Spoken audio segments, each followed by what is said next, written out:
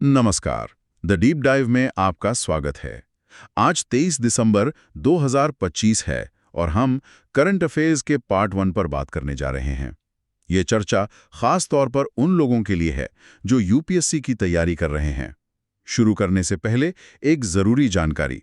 इस पूरी चर्चा की पीडीएफ आपको हमारे टेलीग्राम चैनल पर मिल जाएगी, जिसका लिंक डिस्क्रिप्शन में दिया गया है। जी, उसे जरूर फॉलो करें। आज हम सीरिया की भौगोलिक स्थिति, कश्मीर में चिल्लई कला, एक नए राउंड वॉर्म के प्रसार, दक्षिणी महासागर की जलवायु में भूमिका और वाडा की ताज़ा रिपोर्ट पर बात करेंगे। और हो सकता है इनमें से कुछ विषयों पर हम पहले भी बात कर चुके हों, तो ये एक अच्छा रिवीजन भी हो सकता है। बिल्कुल। तो चलिए इस जानकारी के सागर में गोता लगाते हैं।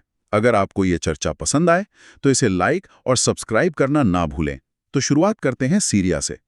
हाल ही में खबर आई है कि अमेरिकी सेना ने वहां इस्लामिक स्टेट समूह के खिलाफ एक हमला किया है। यह क्षेत्र हमेशा ही खबरों में रहता है।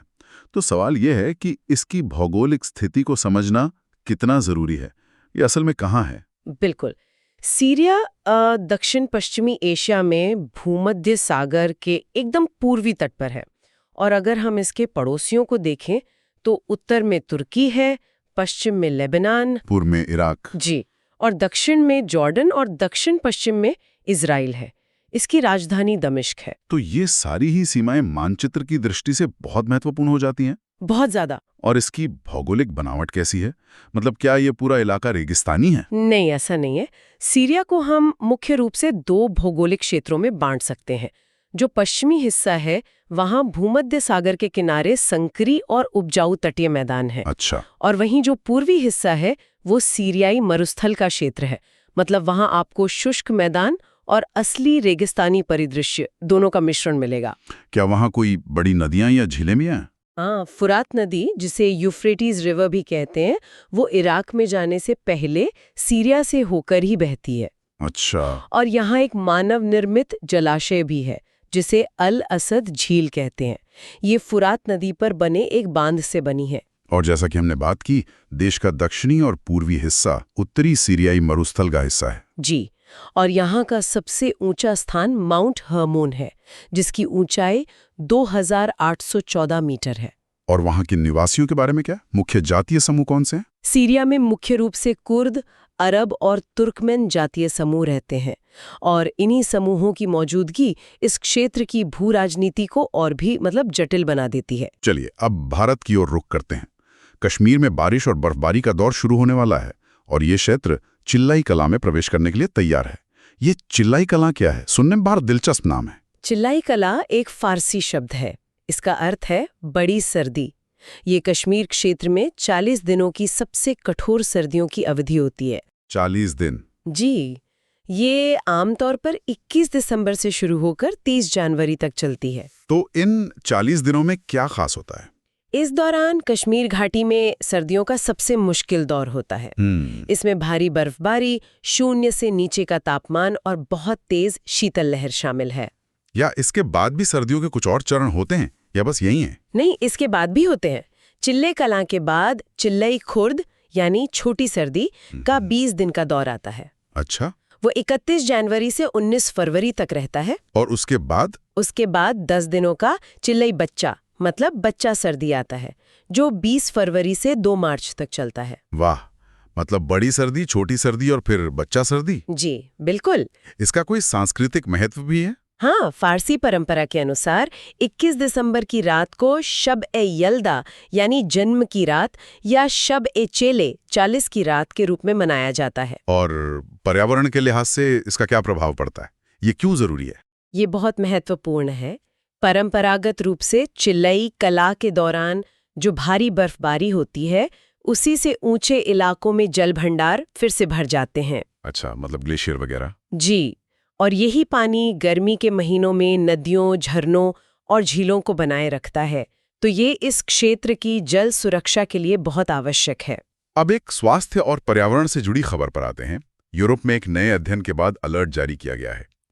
ये अध्ययन बताता है कि रैकून राउंड वर्म, जिसका वैज्ञानिक नाम बेलिसार्सकरा प्रोसियोनिस है, 9 देशों में जंगली रैकूनों में मजबूती से फैल चुका है।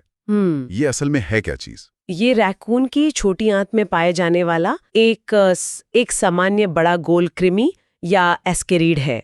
ये उत्तरी अमेरिका, यूरोप और जापान के कुछ हिस्सों में रैकून को संक्रमित करता है। तो ये मूल रूप से उत्तरी अमेरिका का है? जी, ये परजीवी मूल रूप से उत्तरी अमेरिका का है और 20वीं सदी की शुरुआत में जब व्यावसायिक फर व्यापार के लिए उत्तरी अमेरिकी रैकून को यूरोप और एशिया में लाया गया तो ये उनके साथ यहाँ भी फैल गया। तो ये मनुष्यों के लिए कितना खतरनाक है? ये मनुष्यों और दूसरे जानवरों में काफी गंभीर बीमारी पैदा कर सकता है। खासकर ये तंत्रिका तंत्र को मतलब न्यूरोलॉजिकल डैमेज पहुंचा सकता है। ये फैलता कैसे? इसका जीवन चक्र क्या है? इसका संक्रमण संक्रामक अंडे या संक्रमित पैराटिनिक होस्ट को खाने से होता है। पैराटिनिक होस्ट, ये क्या होता है? आसान भाषा में समझिए, जब रैकून के मल में निकले अंडे पर्यावरण में फैलते हैं और कोई छोटा जानवर जैसे चूहा या पक्षी उन्हें खा लेता है तो वो पैराटिनिक होस्ट बन जाता है। लार्वा उसके शरीर में रहता है लेकिन उसे बीमार नहीं करता। अच्छा, एक तरह का कैरियर। बिल्कुल। फिर जब कोई रैकून उस छोटे जानवर को खाता है तो परजीवी अपने असली मेजबान तक पहुंच जाता है। और इंसानों तक कैसे पहुंचता है? जब इंसान गलती से दूषित मिट्टी या पानी के संपर्क में आते हैं तो ये अंडे शरीर में जाकर लार्वा में बदल जाते हैं और आंतों की दीवार को भेद कर यकृत, फेफड़े, आंखें और मस्तिष्क जैसे ऊतकों तक पहुंच सकते हैं। बाप रे! तो क्या इसका कोई इलाज या नियंत्रण का तरीका है? हाँ, रैकूनों में वयस्क कीड़ों को मारने के लिए कई कृमिनाशक दवाएं मतलब एंथेलमिंटिक्स हैं जिनसे सफलतापूर्वक इलाज किया जा सकता है। इससे इसके फैलाव को नियंत्रित करने में मदद मिलती है। आगे बढ़ते हैं पर्यावरण से जुड़े एक और महत्वपूर्ण विषय पर। वैज्ञानिकों ने हाल ही में पाया है कि दक्षिणी महासागर मानवीय गतिविधियों से निकलने वाले कार्बन के एक बड़े हिस्से को सोखकर वैश्विक सतह के तापमान को बढ़ने से रोकता है। इस महासागर को और किस नाम से जाना जाता है? दक्षिणी महासागर को अंटार्कटिक महासागर भी कहा जाता है। ये सतह क्षेत्र के हिसाब से चौथा सबसे बड़ा महासागर है। और ये स्थित कहाँ है? ये प्रशांत, अटलांटिक और हिंद महासागर के निचले हिस्से में स्थित है और अंटार्कटिक क्षेत्र के आसपास के समुद्रों को शामिल करता है। इसकी क्या विशेषताएं हैं? ये अपनी तेज हवाओं, तीव्र तूफानों, नाटकीय मौसमी बदलावों और ठंडे तापमान के लिए जाना जाता है। इसमें अंटार्कटिक सर्कमपोलर करंट यानी ACC का प्रभुत्व है, जो पृथ्वी पर सबसे लंबी, सबसे मजबूत और सबसे गहरी पहुंचने वाली धारा है। सबसे लंबी और सबसे मजबूत धारा? जी। इसका निर्माण कैसे हुआ? इसका निर्माण लगभग 3.4 करोड़ साल पहले हुआ था, जब अंटार्कटिका और दक्षिण अमेरिका अलग हो गए थे। इसी से ड्रेक पैसेज का निर्माण हुआ। अच्छा। और ये इतना जैविक रूप से उत्पादक क्यों है? हाँ, मतलब इतना प्रोडक्टिव क्यों है? शक्तिशाली धाराएं, ठंडा तापमान और पोषक तत्वों तथा ऑक्सीजन से भरपूर पानी, ये सब मिलकर दक्षिणी महासागर को पृथ्वी पर सबसे अधिक उत्पादक समुद्री पारिस्थितिकी तंत्रों में से एक बनाते हैं। तो कुल मिलाकर पृथ्वी के लिए इसकी भूमिका क्या है? ये दुनिया भर में पानी के परिसंचरण में एक महत्वपूर्ण भूमिका निभाता है और अपनी धाराओं, मौसमी, समुद्री, बर्फ और वायुमंडल से गर्मी और कार्बन डाइऑक्साइड को सोखकर पृथ्वी की जलवायु को नियंत्रित करने में भी एक बहुत बड़ी भूमिका निभाता है। और आज की अंतिम चर्चा खेल जगत से जुड़ी एक गंभीर खबर पर है। लगातार तीसरे साल भारत डोपिंग के अपराधियों की वैश्विक सूची में सबसे ऊपर है। ये बहुत चिंताजनक है। यह सूची विश्व डोपिंग रोधी एजेंसी यानी वाडा जारी करती है। ये एजेंसी कब और क्यों बनी? वाडा की स्थापना 1999 में एक अंतर्राष्ट्रीय स्वतंत्र एजेंसी के रूप में की गई थी। इसका उद्देश्य था डोपिंग मुक्त खेल के लिए एक वैश्विक आंदोलन का नेतृत्व करना। इसका मुख्यालय मॉन्ट्रियल, कनाडा में है। और इसका मुख्य काम क्या है? इसकी भूमिका सभी खेलों और देशों में डोपिंग रोधी नियमों और नीतियों को विकसित करना, उनमें सामंजस्य स्थापित करना और समन्वय करना है। तो मतलब ये सिर्फ टेस्टिंग नहीं करते? नहीं, इसकी गतिविधियों में वैज्ञानिक और सामाजिक विज्ञान अनुसंधान, शिक्षा, खुफिया जानकारी और जांच और विश्व डोपिंग रोधी कार्यक्रम के अनुपालन की निगरानी, ये सब शामिल हैं। इसकी शासन संरचना कैसी है? कौन इसे नियंत्रित करता है? इसकी शासन संरचना में 2 मुख्य निकाय हैं। पहला है फाउंडेशन बोर्ड, जो 42 सदस्यों वाला एजेंसी का सर्वोच्च नीति निर्माण निकाय है। अच्छा।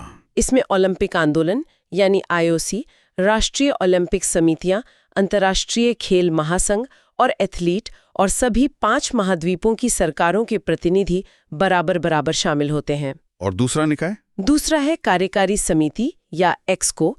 ये 16 सदस्यीय समिति है जिसे बोर्ड एजेंसी के प्रबंधन और संचालन का काम सौंपता है, जिसमें सभी गतिविधियों का प्रदर्शन और इसकी संपत्ति का प्रशासन शामिल है। तो आज हमने सीरिया की भू राजनीतिक स्थिति से लेकर कश्मीर की कठोर सर्दियों, एक परजीवी के वैश्विक प्रसार, दक्षिणी महासागर की जलवायु में महत्वपूर्ण भूमिका और खेलों में डोपिंग की निगरानी करने वाली संस्था वाडा पर विस्तार से चर्चा की। आज की चर्चा एक दिलचस्प सवाल उठाती है।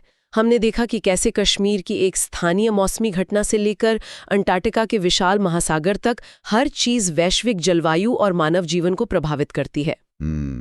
यह हमें ये सोचने पर मजबूर करता है कि दुनिया की सभी प्रणालियां, चाहे वो प्राकृतिक हों या मानव निर्मित, एक दूसरे से कितनी गहराई से जुड़ी हुई हैं। और एक क्षेत्र में होने वाला छोटा सा बदलाव भी दूसरे क्षेत्र पर कितना बड़ा प्रभाव डाल सकता है। बिल्कुल। इस विचार के साथ हम आज की चर्चा समाप्त करते हैं। हमारे साथ जुड़ने के लिए धन्यवाद। अगर ये जानकारी उपयोगी लगी तो कृपया इसे लाइक करें और चैनल को सब्सक्राइब करें। और याद रखें, दैनिक करंट अफेयर्स की PDF के लिए टेलीग्राम चैनल को अवश्य फॉलो करें।